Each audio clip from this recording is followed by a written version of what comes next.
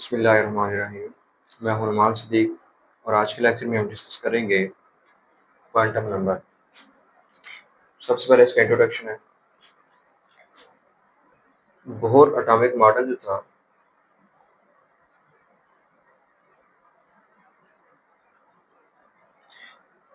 वो जो है सिर्फ और सिर्फ वन डायमेंशनल मॉडल था, यानी वो सिर्फ इलेक्ट्रॉन्स की जो एक ही डायमेंशन के अंदर उनको एक्सप्लेन करता था। और इस मॉडल से जो है वो सिर्फ साइज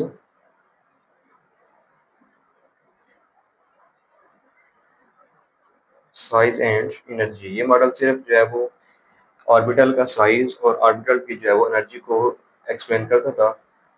लेकिन श्रोडिंगर ने क्या किया,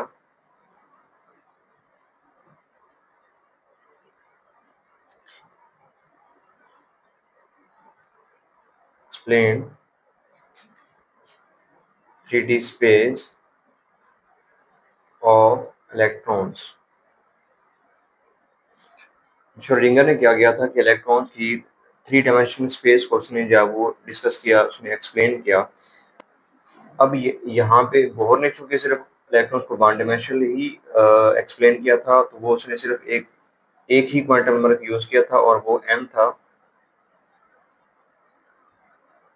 ओनली n क्वांटम नंबर। उसने सिर्फ जो है वो n क्वांटम नंबर को एक्सप्लेन किया था, यूज किया था।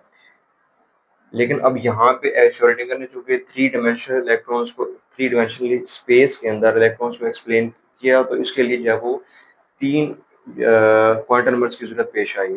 फिर इसने क्या किया कि इसने जो अपनी वेव इक्वेशन बनाई थी, इसको हम श्रोडिंगर वेव इक्वेशन का नाम देते हैं, उसमें उसने जो है वो तीन क्वांटम नंबर को एक्सप्लेन किया था। और वो तीन क्वांटम नंबर बेसिकली, फर्स्ट उसमें है प्रिंसिपल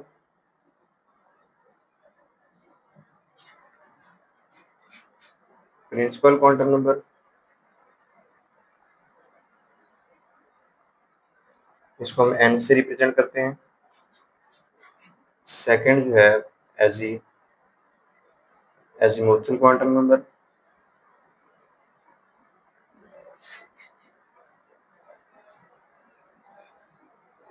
इसको स्मॉल l से रिप्रेजेंट किया जाता है। और third one is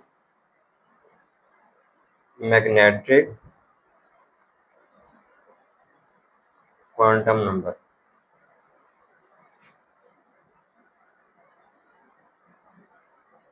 magnetic quantum number, और इसको m से रिप्रेजेंट किया जाता है। तो ये जो तीनों क्वांटम नंबर थे, ये श्रोडिंगर वेव इक्वेशन से जो है वो डिराइव किए गए थे, वहां से मालूम किए गए थे। और ये जो है वो इंफॉर्मेशन यहाँ से मिली थी, वो साइज के बारे में बताते थे और ऑर्बिटल की शेप के बारे में बताते थे, और इसके साथ साथ ये ओरिएंटेशन इन स्पेस को भी डिस्कस करते थे। ओरिएंटेशन इन स्पेस, तो ये जो है साइज के बारे में, शेप के बारे में और ओरिएंटेशन इन स्पेस के बारे में, ये जो मालूमात थी वो इन तीन क्वांटम नंबर से हासिल की जा सकती थी। तो आज हम जो है वो सिर्फ प्रिंसिपल क्वांटम नंबर को एक्सप्लेन करेंगे।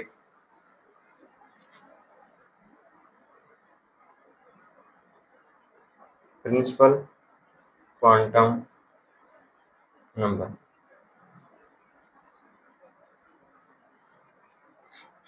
प्रिंसिपल क्वांटम नंबर को जो है वो एन से रिप्रेजेंट किया जाता है, स्मॉल एन से। और एन जो है इसकी वैल्यू पॉजिटिव इंटीजर होती है, 1 2 3 4 and up to so on. N जो है ये शेल को डिटरमाइन कर रहा होता है। फॉर एग्जांपल, अगर एन की वैल्यू 1 होगी तो शेल जो होगा वो के होगा, और अगर एन की वैल्यू 2 होगी तो एल शेल होगा, और एन की वैल्यू 3 होगी तो वो एम शेल होगा, और अगर n की वैल्यू 4 होगी तो ये n शेल होगा। और ये वैल्यू जो है वो अब तो 100 ऑन है, यानी जैसे जैसे वैल्यू बढ़ती जाएगी तो वैसे ही नंबर ऑफ शेल जो है वो बढ़ते जाएंगे, चेंज होते जाएंगे। तो एन जो बेसिकली क्या इंफॉर्मेशन देता है, शेल के बारे में इंफॉर्मेशन देता है। और एन से दो तरह की मालूमात हासिल हो सकती है। एक तो ये साइज को एक्सप्लेन करता है, explain size and energy of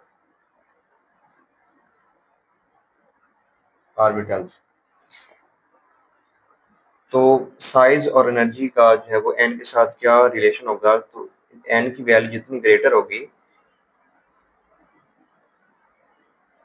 greater the N, यानी एन की वैल्यू जितनी ज्यादा होगी तो जो साइज होगा greater will be size of atom. N की वैल्यू जितनी बड़ी होगी, एटम का साइज उतना बड़ा होगा। इसका मतलब साइज के बड़े होने का मतलब ये है कि न्यूक्लियस से जो शेल का फासला होगा या ऑर्बिटल का फासला होगा वो उतना बढ़ता जाएगा, वो उतना इंक्रीज कर जाएगा। सेकंड है हमारे पास एनर्जी।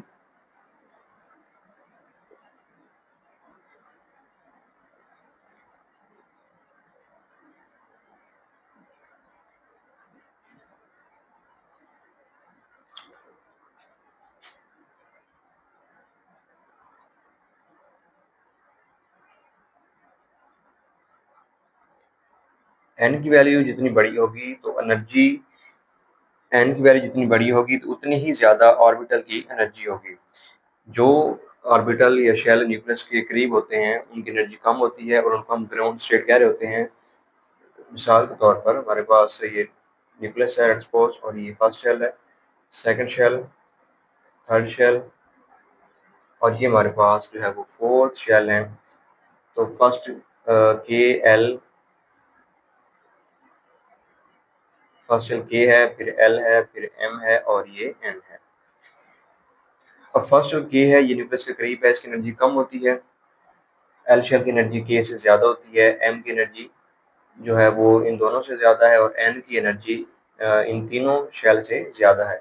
जैसे जैसे न्यूक्लियस और शेल का फासला बढ़ेगा तो एनर्जी की वैल्यू भी वो बढ़ना शुरू कर देती है।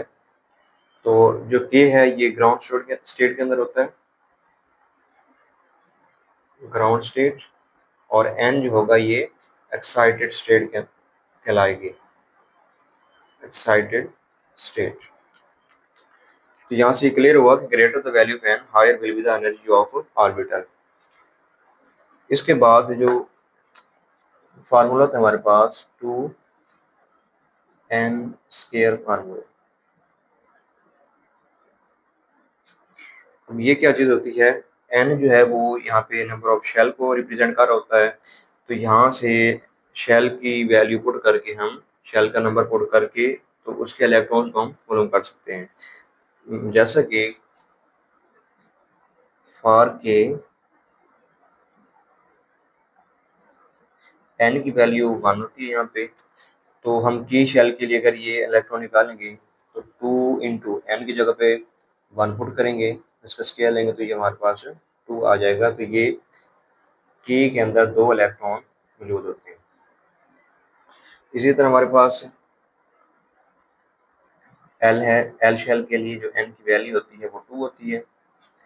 फार्मूले में वैल्यू पुट करेंगे 2 × 2 और इसका स्केयर लेंगे 2 ⁴ 4 × 2 = 8। तो एल के अंदर 8 इलेक्ट्रॉन होते हैं। नेक्स्ट शेल होता है हमारे पास एम। एन की वैल्यू इसके लिए होती है 3। फार्मूले में पुट करेंगे 2 × 3 और इसका स्केयर लेंगे, 3² 9 होता है, 9 ⁻18। तो एम में जो है वो 18 इलेक्ट्रॉन्स मौजूद होंगे। और नेक्स्ट शेल हमारे पास एन, एन की वैल्यू यहाँ पे होती है 4 और इस फार्मूले में पुट करेंगे, एन की जगह पे 4 पुट करेंगे और इसका स्केयर लेंगे, 4 ⁻16 होता है और 16 ⁻32। तो इस तरह से हम मुख्तलिफ शेल्स की जो है वो नंबर ऑफ इलेक्ट्रॉन्स मालूम कर सकते हैं 2n² फार्मूले का यूज़ करके।